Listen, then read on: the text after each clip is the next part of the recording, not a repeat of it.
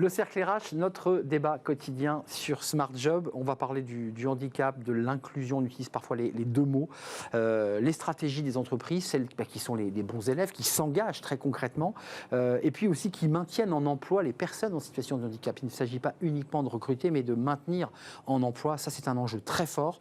Et puis, on va évidemment parler des freins, des difficultés, à la fois des personnes et puis parfois des inquiétudes, des appréhensions, des craintes des entreprises. On va faire le point avec mes invités. Hugues Defoy, vous êtes directeur du pôle métier de l'AGEFIP, qui est l'institution, qui est la tour de contrôle. L'AGEFIP, association de gestion du Fonds pour l'insertion professionnelle des personnes handicapées. Toutes les entreprises connaissent l'AGEFIP. On parlera aussi des actions que vous menez très concrètement avec les entreprises, parce que c'est votre mission. Et puis, à mes côtés, Pauline Roche, ravie de vous accueillir. Vous connaissez bien le studio, directrice commerciale et marketing chez Le Bon Coin. Le Bon Coin qui édite et présente un livre blanc pour accompagner, alors mec.org, je ne voudrais pas les oublier, c'est le guide des bonnes pratiques, on va en parler avec vous, sur ce qu'on peut faire, ce qu'il est possible de faire, et puis des exemples très concrets, on va en parler avec vous. D'abord un tout petit mot, Hugues Defoy, parce que l'AGEFIP, et j'aimerais qu'on en dise un mot, c'est pas qu'une tour de contrôle de gestion financière. Non, parce que mais vu de loin, on se dit, bon, voilà, ils récoltent l'argent, les contributions des entreprises qui n'ont pas respecté les 6%. Oui, c'est vrai, mais c'est pas que ça. Ah non, de loin. On est le fonds de développement de l'emploi des personnes handicapées. Alors certes, nous gérons le fonds, puisqu'il y a une politique du quota en France, et les entreprises qui n'atteignent pas les 6% versent une contribution à la GFIP. La question, c'est qu'est-ce qu'on en fait? Donc on fabrique effectivement des services, des aides financières, on met à disposition des prestations et surtout, on accompagne les entreprises pour qu'elles passent à l'action. L'engagement des entreprises, c'est vraiment au cœur de la stratégie de la GFIP pour faire en sorte que justement, nous ayons des entreprises qui ouvrent leurs portes aux personnes en situation de handicap, que nous ayons des entreprises inclusives. Et ça se travaille, c'est-à-dire que voilà, on met en place un accompagnement qui vise à construire une feuille de route. Voilà, on va dire en général, les entreprises, elles ne partent pas de zéro. Non. On fait un diagnostic. Enfin, certaines partent de loin quand même. Certaines peuvent partir de loin, mais c'est pas grave. L'essentiel, c'est qu'elles avancent, c'est qu'elles décident d'avancer sur le sujet. Et l'engagement des entreprises, c'est extrêmement important. L'engagement des employeurs, l'engagement des dirigeants sur le sujet, c'est évidemment fondamental. Donc, on fait une photographie de, voilà, là où en est l'entreprise. Alors, on parle d'entreprise, mais il faut bien intégrer que ce sont toutes les entreprises, quelle que soit leur taille. On accompagne des TPE. Public et privé. Alors, privé. La GFIP, c'est privé. Je voulais vous entendre, parce que voilà, on met de côté. Alors, évidemment, souvent, l'État est le plus mauvais élève, d'ailleurs. Alors, je ne ferai pas de commentaires sur l'État, mais je dirais que il y a nos cousins FIPHFP, exactement, qui est le Fonds de développement de l'emploi des personnes handicapées dans les 3 fonctions publiques, qui fait un job équivalent à la GFIP pour mobiliser les employeurs publics. Hugues Defoy, vous êtes très impliqué dans ce livre blanc, il faut le dire, la GFIP, Le Bon Coin et mec.org. Juste d'un mot, qu'on ait un chiffre concret, combien d'entreprises respectent ce quota, puisque vous utilisez le mot, le quota des 6%? Je n'ai pas de chiffre de combien. Le pourcentage, le taux d'emploi, il est aux alentours de 3,5 sur la déclaration obligatoire de l'emploi des travailleurs handicapés de 2019. Donc il y a des entreprises qui sont au-delà et qui respectent ces 6%. Bien sûr. Qui sont une minorité. Il y a une immense majorité d'entreprises qui emploient au moins une personne en situation de handicap, et il y a de moins en moins d'entreprises qui ne font rien du tout. Voilà. Donc après, entre les deux, il y a des situations où, voilà, en moyenne, on a un taux d'emploi, encore une fois, celui de 2019. On verra en 2020, parce qu'on a quelques difficultés à le calculer en ce moment, mais la DARES va s'en préoccuper. On verra quel est le taux d'emploi de 2020. Pour voir si ça progresse. Il y a des petites modalités, oui, il y a des petits changements sur la modalité de calcul, donc évidemment, il y a du retraitement à faire. Évidemment. Mais ça progresse, c'est ça qu'il faut se dire. On parlait tout à l'heure de quotas, quand on a installé effectivement cette politique en 1987, puisqu'on va fêter, là, au mois de juillet, les 35 ans de la loi. Bon. En 35 ans, il s'est passé beaucoup de choses. La place du handicap dans la société, elle a considérablement évolué. Oui, il y a eu effectivement une loi en 87, il y a eu une loi en 2005. La dernière loi a... la loi de 2005 est importante. Alors, la loi de 2005, elle est importante. Fondamentale même. Elle pose une définition du handicap qui est très intéressante, qui renvoie finalement sur le fait que le handicap, c'est pas la personne, mais c'est la société qui n'est pas forcément adaptée, donc ça c'est effectivement important. L'inversion. Pauline Roche, on va parler de ce livre blanc, de vos engagements, de votre entreprise, premier site de vente, marque emblématique, connue, installée dans le paysage. Vous êtes à combien, vous, par rapport à ce taux de 6%? Alors, on travaille dessus pour l'améliorer, justement, et on est engagé depuis 2018 déjà dans la mission handicap pour améliorer ce taux et faciliter en fait l'accès aux travailleurs en situation de handicap au Bon Coin. C'est important pour nous, et même en 2021, on s'est engagé dans une charte du handicap avec 5 piliers qui sont, comme vous l'avez dit, c'est-à-dire recruter, mais aussi intégrer, collaborer, sensibiliser tous les autres collaborateurs, parce qu'il faut savoir que, par exemple, tous les collaborateurs ont eu une formation sur la sensibilisation aux situations de handicap au sein du Bon Coin, et derrière, dès qu'on a un parcours d'intégration, un nouveau, on fait ce travail-là. Collaborer avec des partenaires, accompagner à l'évolution professionnelle en garantissant aux salariés en situation de handicap toutes les étapes de leur carrière, les mêmes droits d'accès. Ça, c'est un sujet parce que certains salariés en situation de handicap quittent leur poste parce qu'ils considèrent que leur poste n'est pas adapté, que la fiche de poste ne correspond pas à ce qu'ils avaient. C'est à vous de donner le chiffre de... Vous êtes à combien? 3, 3,5, 4? Vous allez vers les 6? On va vers les 6, on avance, on travaille sur ce sujet-là. Après, le chiffre en particulier, je ne l'ai pas. C'est pas que je ne veux pas le dire, c'est que je ne l'ai pas. Mais je sais que c'est un engagement très très fort pour avancer sur le sujet, et on a notamment les référents, la référente handicap pour justement accompagner tout ça. Alors, pour toute entreprise de plus de 200 salariés, 250 salariés, il faut une référent ou une référente handicap. Elle joue quel rôle, et elle est rattachée, pour être extrêmement concret, ça nous concerne dans l'émission, au service RH la plupart du temps, le référent handicap? Alors, la plupart du temps, oui, mais ce n'est pas obligatoire. Il y a tous les modèles. Alors, oui, 250 salariés, vous avez une obligation de nommer un référent handicap. Alors, une fois qu'on a dit ça, effectivement, vous pouvez nommer quelqu'un, mais si vous ne lui donnez pas les moyens de travailler, ça va effectivement poser un problème. Donc, nommer un référent handicap, nous, à la GFIP, on accompagne les référents handicap, on les anime, on les réunit dans le cadre d'un réseau qui s'appelle le réseau des référents handicap.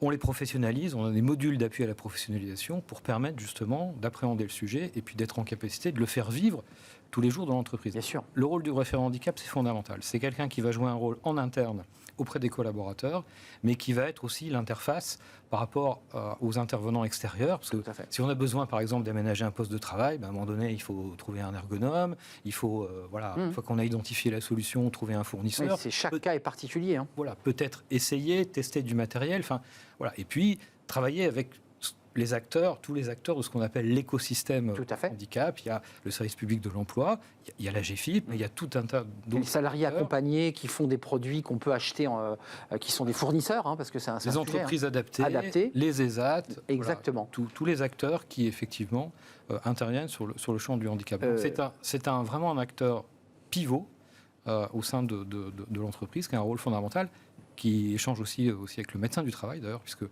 dans la réforme de la santé au travail, aujourd'hui, le référent handicap a désormais un rôle en lien avec les services de santé au travail. Ce qui est intéressant aussi de préciser, c'est qu'il y a seulement 10% des personnes en situation de handicap qui nécessitent un aménagement du poste de travail. Ça, c'est un chiffre très important, parce que les entreprises craignent parfois de pouvoir faire des investissements. Il faut tout changer. Exactement, alors que pas forcément. Et ça représente un bon potentiel pour... L'accessibilité, juste un mot, parce qu'on va revenir sur ceux qui sont en poste et qu'il faut maintenir. Et il faut qu'on parle aussi de ceux qui, dans les 10 ans à venir, ce sont les études des services RH, peuvent potentiellement devenir des personnes en situation de handicap. Parce qu'on est parfois valide à un instant T, puis 5 ans plus tard, on est en situation de handicap. Et il faut que l'entreprise l'accompagne, là aussi. Le handicap de naissance, c'est 15% des situations. Donc après, effectivement, ça intervient accident. Au cours de la vie, accident de la vie quotidienne, accident de travail, maladie, maladie professionnelle, toutes les situations. On a des carrières qui s'allongent, le vieillissement, tout ça, effectivement, peut à un moment donné créer possiblement des situations de handicap. Il y a un enjeu fort pour les entreprises, donc à se préoccuper du sujet. Parce que ça concerne potentiellement tout le monde, mais parce que se préoccuper du sujet, c'est aussi offrir des conditions de travail intéressantes à tout le monde, être en capacité de gérer la singularité, envoyer des messages positifs aussi aux collaborateurs, parce que si à un moment donné... C'est de la marque employeur, si je m'autorise. Bien entendu. C'est la QVT marque employeur. Exactement. Si un collaborateur, à un moment donné, a une difficulté, quand il travaille dans une entreprise qui fait des choses et qui le fait savoir et qui les fait bien, eh ben, il aura plutôt tendance à dire, voilà, j'ai besoin de quelque chose, et l'employeur va être en capacité de répondre à son besoin. Ça, c'est extrêmement important. Le livre blanc, parce que vous êtes là aussi pour ce livre blanc, ce qui est très intéressant, c'est qu'on voit l'engagement que vous avez d'abord par cette charte. Deuxième étape, le livre blanc. Comment est née cette initiative et à qui est destiné ce livre ? Donc, l'initiative a été menée par Make.org, qui a sollicité plusieurs acteurs, justement, dont Le Bon Coin, dont la GFIP, pour pouvoir faire ce livre blanc. Il y a eu des sollicitations, du travail ensemble pour pouvoir arriver à des éléments concrets pour aider les entreprises. Donc, quand on dit les entreprises, c'est toutes les entreprises, TPE, PME, grosses entreprises, et notamment face à la situation actuelle du marché du travail, les personnes en situation de handicap n'osent pas pour l'instant postuler à des postes parce qu'ils ne se sentent pas dans un climat. Mais c'est même pas écrit parfois sur la fiche de poste. Exactement. Ouais. Mais au-delà d'y être écrit, il ne faut pas juste l'écrire, il ne faut juste pas être stigmatisant dans le dépôt d'annonce. Et c'est ce qu'on essaye d'expliquer dans ce livre. Qu'est-ce qui peut stigmatiser ? Qu'est-ce qui peut faire qu'une personne en situation de handicap dit, bon, bah ça, j'ai la compétence, je peux avoir fait les études, mais j'y vais pas. C'est quoi ? C'est la formulation ? C'est des mots précis ? C'est de ne pas savoir dans quel contexte la personne va travailler. Par exemple, une situation dans un open space, il y a des collaborateurs qui ne peuvent pas travailler dans un open space, ou par exemple avoir permis requis. Et là, on va pouvoir plutôt reformuler la chose en disant doit avoir la capacité de se déplacer par ses propres moyens. Parce qu'en fait, si la personne a une solution, il n'y a pas de problème. Donc, se concentrer plutôt sur les spécificités du travail, les caractéristiques du travail qui sont souvent absentes des annonces d'emploi, des offres d'emploi, et qui permettent pour les personnes qui ne sont pas en situation de handicap de se projeter, mais aussi pour les personnes en situation de handicap. Donc, ça sert l'ensemble sans faire beaucoup plus de travail pour les entreprises. Les chiffres, c'est important, vous les avez. 500 000 personnes en situation de handicap sont à la recherche d'un emploi. Un petit peu moins. Là, un petit peu moins. Ça a baissé, mais c'est autour de ça, effectivement.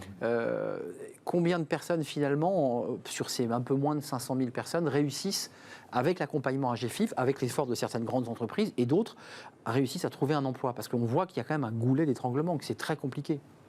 Alors, je sais pas, on a sur notre rapport d'activité les derniers chiffres de placement, notamment de Pôle emploi et du réseau Cap Emploi. Il y a de plus en plus le chômage baisse pour les personnes en situation de handicap, ça c'est une bonne nouvelle. Les chiffres, absolument. Voilà, mais pour autant, effectivement, il reste pas mal de choses à faire. Et l'intérêt de cette initiative, effectivement, avec Make et avec Le Bon Coin, c'est d'essaimer. Alors d'orienter, d'inciter les employeurs à s'exprimer autrement finalement quand ils expriment des besoins de main-d'œuvre.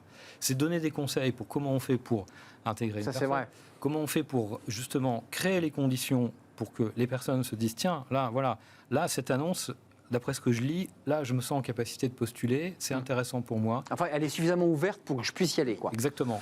J'ai suffisamment d'informations pour pouvoir exactement. Et puis, on va faire ce qu'il faut aussi pour que ça se passe bien. Voilà, parce que c'est pas le tout de publier une offre. Quand il y a un candidat, si le candidat correspond, évidemment, après, peut-être il y a des choses à faire aussi en matière d'intégration.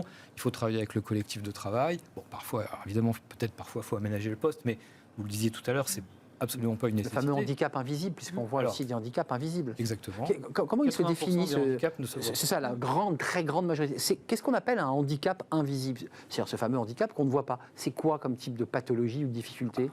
Il y en a plusieurs, mais par exemple, si vous êtes dialysé, ça se voit pas forcément. Le diabète est un handicap invisible. Vous pouvez avoir une maladie chronique, évolutive, et qui ne se voit pas forcément. Alors après, peut-être que les choses peuvent évoluer, c'est pas forcément souhaitable, mais oui, il y a plein de situations où ça ne se voit pas. Et alors, a fortiori, quand ça ne se voit pas, c'est aussi important d'en parler, parce que si vous faites... J'allais y venir. Certains n'osent pas évoquer cette situation. Mais si vous faites un aménagement organisationnel, que vous adaptez les horaires pour une personne qui a un besoin spécifique, mais où effectivement ça ne se voit pas forcément, les collègues, le collectif de travail peut-être peut s'interroger. Pourquoi on a des horaires qui ne sont pas identiques pour Monsieur X ou Madame Y. Donc ça veut dire qu'il vaut mieux médiatiser, en tout cas expliquer pourquoi. Il faut créer les espaces pour qu'on puisse parler. Mais avec l'accord de la personne, autorisez-moi. Bien entendu, évidemment. Mais si on est dans une entreprise inclusive qui agit sur le sujet, on aura évidemment des facilités à parler de tout ça. Et il faut aussi sensibiliser et former les managers, parce que les managers, ils se posent aussi des questions. Si je vous dis, moi, dans votre équipe, demain, vous allez avoir un collaborateur en situation de handicap, vous allez peut-être me dire, ah bon, mais pourquoi ? Et vous allez vous poser des questions. légitime. Il faut ouvrir les espaces. Et donc être en capacité de pouvoir dénouer et de répondre aux questions. Le Bon Coin, parce que vous évoquez cette charte, elle est concrète, parce que il y a l'embauche de 45 personnes en situation de handicap entre 2021 et 2024, donc il y a vraiment l'idée avec des chiffres très concrets. Comment ça se passe pour impliquer l'ensemble de la chaîne de commandement, pour utiliser un mot militaire? On en parle aux managers, il y a des réunions collectives, on explique, parce qu'il y a des salariés en situation de handicap. Je l'ai entendu de mes oreilles qui dit « Moi, je ne veux pas qu'on fasse de publicité sur mon handicap. D'abord parce que c'est stigmatisant et qu'elle se sent elle-même dans une forme d'autonomie et qu'elle n'a pas besoin de le justifier. » Vous entendez ce débat-là? Dans le livre blanc, on en parle d'ailleurs sur comment le manager, que ce soit en entretien de recrutement, comment il gère ça, quelles questions poser, comment faire pour ne pas mettre la personne dans une situation où elle ne veut pas être. Si elle ne veut pas en parler, elle a le droit de ne pas en parler. Mais par contre, de créer le climat de confiance avec des questions très ouvertes sur les compétences du collaborateur. Est-ce qu'il y a besoin, si le handicap est visible, est-ce qu'il y a besoin d'un aménagement particulier, sans lui dire quel est l'aménagement que vous avez besoin, pour vraiment créer ce climat d'ouverture. Et comme vous l'avez dit, il faut aussi que les collaborateurs des équipes puissent avoir connaissance de cette situation-là et de demander très clairement à la personne en situation de handicap comment souhaitez-vous qu'on communique ce sujet en interne. Je pense que ça me semble fondamental, en toute transparence. La personne dit oui, ou la personne dit, et ça arrive, je suis pour moi, même si j'ai une difficulté, je me sens totalement autonome et regardez, je n'ai pas besoin de médiatiser mon handicap. Exactement. Et ça, on l'entend beaucoup pour que la personne se sente finalement d'égal à égal dans l'entreprise. Il n'y a pas d'obligation pour une personne qui a une reconnaissance administrative. L'OQTH. La RQTH. Il n'y a pas d'obligation à la communiquer à son employeur. Bon. Mais parfois, c'est quand même plus intéressant d'en parler, parce que s'il y a quelque chose à faire, si vous n'en parlez pas à votre employeur, évidemment, il ne va rien se passer. Je m'autorise, elle peut en parler à son DRH, mais en revanche, elle n'est pas obligée de faire de la publicité au sein du service dans lequel elle travaille, on est d'accord. Vous en parlez au médecin du travail, il y a secret professionnel. Exactement. Vous en parlez au DRH, c'est pareil, ça, il ne va pas le communiquer sur la place publique. Vous pouvez aussi en parler au référent handicap, d'ailleurs. Vous en parlez, en fait, si vous souhaitez en parler. Mais par contre, à partir du moment où il y a un besoin spécifique, c'est évident qu'il vaut mieux en parler, parce que sinon, comment apporter une réponse à une question qui n'est pas posée? Exact. Oui, d'un point de vue dialectique, c'est compliqué. Un mot sur ces accords agréés, c'est un peu pointu, mais tous ceux qui sont les responsables en charge des questions d'inclusion, de handicap dans les entreprises, les délégués, évidemment, syndicaux et les personnes concernées, accords agréés, c'est un peu technique, mais globalement, pour le dire simplement, l'entreprise qui ne joue pas le jeu paie un malus, doit verser un malus que vous calculez, qu'elle verse à la GFIP. Vous m'arrêtez si je dis une bêtise. Alors, oui, mais ça, c'est pas trop le sujet des accords agréés. D'accord. Parce qu'en fait, ça c'est le principe de la loi. 6%, on va faire court, écart à la cible, d'accord. Et donc on paye. Si vous êtes à 3, on vous calcule combien vous avez effectivement versé une contribution à la GFIP. Très bien. D'ailleurs, c'est l'entreprise qui la calcule. Bon. L'accord agréé, c'est une modalité qui est offerte par la loi. On négocie avec les partenaires sociaux. Exactement, avec les partenaires sociaux. Ensuite, on fait agréer auprès des services de l'État. L'agrément est libératoire, je suis désolé, c'est un peu technique. Mais c'est très intéressant. De la contribution, c'est-à-dire que vous ne versez pas de contribution à la GFIP. Alors évidemment, si vous êtes en dessous de 6, parce que si vous êtes à 6, il n'y a pas de problème s'il n'y avait pas de contribution à la base. Et ce que vous ne versez pas à la GFIP, vous le consacrez à décliner la politique handicap que vous avez négociée avec les partenaires sociaux. Absolument.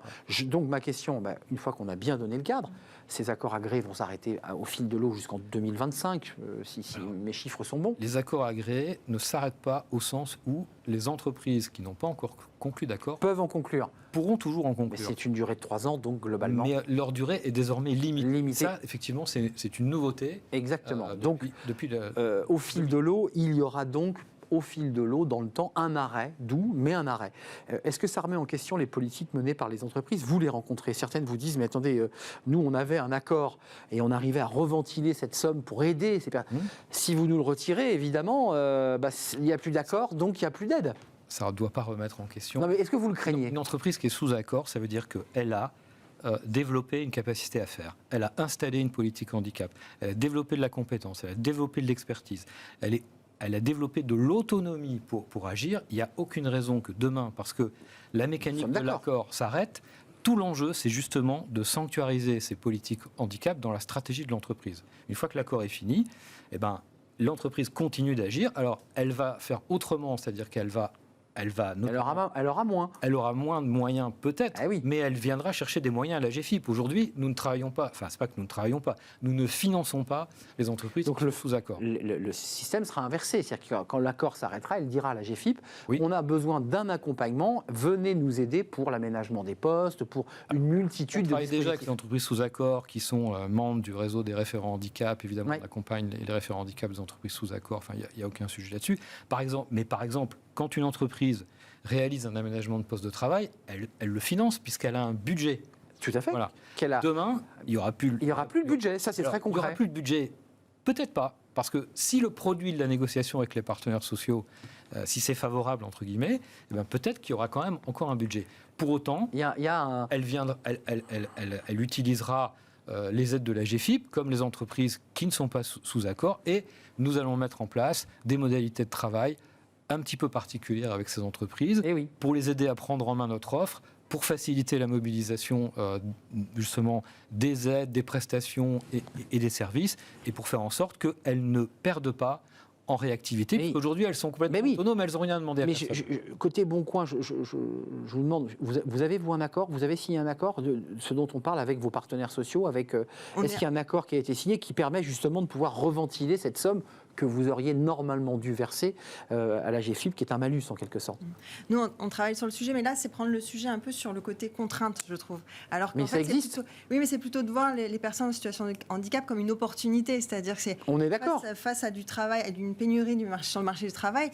Si un data scientist Ce sont des talents. est sourd, bah, c'est pas grave, c'est pas un problème en fait. Donc c'est plutôt de voir ça comme une opportunité. Ouais, vous inversez le débat, vous dites Exactement. c'est plus un quota, c'est plus une obligation. C'est ça. Et c'est le seul moyen, à mon sens, de faire vraiment bouger les entreprises sur Donc, sur le ce qui est intéressant dans ce que vous dites, et vous êtes une entreprise très performante, Le Bon Coin, c'est que cette espèce de côté peur du gendarme, le malus, les quotas, c'est pas la stratégie que vous employez. Non. C'est pas comme ça que vous l'expliquez. Exactement. Nous, Mais- on est plutôt sur le thème, comme vous l'avez dit, sur la marque employeur, sur le fait que la diversité et l'inclusion rendent les entreprises plus performantes aussi, d'avoir des différentes approches. Bien sûr. Il faut savoir que Le Bon Coin, ça s'adresse à tous les Français. Et dans tous les Tous, Français, sans et distinction. handicap, voilà. Donc, d'avoir cette pluralité des profils, c'est ça qui fait une force, en fait. Alors que juste craindre la partie... Alors, bien sûr, les entreprises craignent La loi, elle est là. Hein. etc. Ouais. Mais l'idée, c'est plutôt d'en faire une force plutôt qu'une contrainte. Et en faisant une force, ces personnes seront beaucoup plus impliquées, intégrées et engagées qu'en faisant juste une contrainte.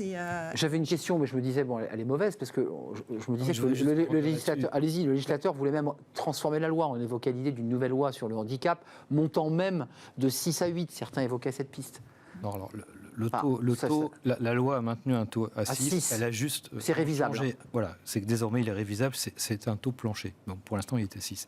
Mais on partage complètement, parce que nous, la GFIP, on ne va pas voir les entreprises en leur disant ouh là là, il y a une loi, ça ne va pas, vous respectez. Oui, c'est pas comme ça que vous, Ah non, vous le vendez, ah non, entre guillemets. Non, c'est pas comme ça qu'on le vend. On le vend sous l'angle qui vient d'être présenté là. Les C'est-à-dire talents. tout l'intérêt qu'il y a à agir et surtout tout le désavantage à ne pas le faire et à ne pas agir. On est quand même en ce moment dans une période où sur le marché de l'emploi, et c'est pas Le Bon Coin qui va dire le contraire, Bah oui. on est en période de tension. Et pourquoi se priver donc d'un vivier de personnes compétentes qui ne demandent qu'à Tiens, d'ailleurs, travailler. sur le site Boncoin, parce que vous êtes aussi, vous présentez des offres d'emploi, est-ce que là aussi vous dites on doit accentuer aussi cette capacité de pouvoir accueillir des offres de personnes en situation de handicap, ou des demandes d'ailleurs, parce qu'il peut aussi y avoir des demandes. Tout à fait. On a modifié le site pour que justement il y ait toute une mention en bas des annonces qui disent voilà ce que vous devez mettre comme information sur l'accessibilité, etc., sur l'environnement. Vous commencez vous-même à aiguillonner. Voilà, et on a aussi partagé ce livre blanc qui est disponible sur notre site, mais à tous les employeurs qui utilisent Le Bon Coin pour les solutions de recrutement pour évangéliser un peu sur cette situation. Et puis inverser cette espèce de jeu du gendarme et du Exact. malus, qui est, en tout cas, si je vous entends, n'est pas la bonne porte d'entrée. C'est pas la bonne clé pour entrer dans le sujet. Non, la bonne clé, c'est comment on fait pour fabriquer une entreprise inclusive. Voilà, parce qu'effectivement, et nous, le discours que nous tenons à la GFIP, c'est que c'est travailler sur ces sujets, évidemment, c'est gagnant. C'est gagnant pour l'entreprise, c'est facteur de performance, et donc effectivement, il y a plus de désavantages à ne pas le faire. On joue sur la marque employeur, on joue sur la compétitivité, on joue sur la performance, on joue sur la créativité, Ouais, puis il y a les- sur la Le diversité. travail des équipes aussi, hein. Il y a quand même Bien l'idée sûr. qu'il y a une forme Mais de vous savez que la plupart du collaboration. Quand on fait un aménagement de situation de travail dans une entreprise, on s'aperçoit assez rapidement que ce qu'on a fait pour un collaborateur, tiens, on se dit, mais finalement c'est intéressant, finalement on pourrait peut-être le faire pour tout le monde. Enfin, il y a tout un tas d'effets bénéfiques, au-delà du fait, évidemment, d'amener des compétences et des personnes performantes qui sont prêtes à travailler et qui elles-mêmes, d'ailleurs, parfois ont eu des parcours de vie qui font qu'elles ont su développer aussi des capacités d'adaptation, que peut-être elles regardent les choses. On n'a pas toujours été handicapé, vous l'avez dit. Mais oui, on peut regarder les choses avec un regard différent, et ça c'est intéressant aussi dans un collectif de travail. Mais au-delà de ça, tout ce qu'on fait, en général, sur le champ du handicap, c'est facteur de performance globalement pour l'entreprise. Merci à vous. Pauline Roche, vous voulez rajouter quelque chose ? Moi, je suis ravie de porter cette cause et de faire en sorte que les entreprises qui utilisent Le Bon Coin communiquent davantage dans la description de l'offre sur l'emploi. C'est important de le préciser parce que quand on va, il y a aussi des offres d'emploi et c'est important de les rendre accessibles, ces offres d'emploi, au plus grand nombre et aux personnes en situation de handicap. Le livre blanc sur le site du Bon Coin et puis diffusé à l'ensemble de vos partenaires, ça veut dire à des milliers de personnes, pour ne pas dire à des millions de personnes. Merci Hugues Defoy, directeur de pôle métier de l'AGFIP. Merci d'avoir été très pédagogique sur les accords agréés. C'était important. Merci à vous, Pauline Roche, directrice commerciale et marketing chez Le Bon Coin, qu'on ne présente plus. On termine avec Fenêtre sur l'emploi. On parle de formation sur les métiers en tension. On en parle. C'est tout de suite.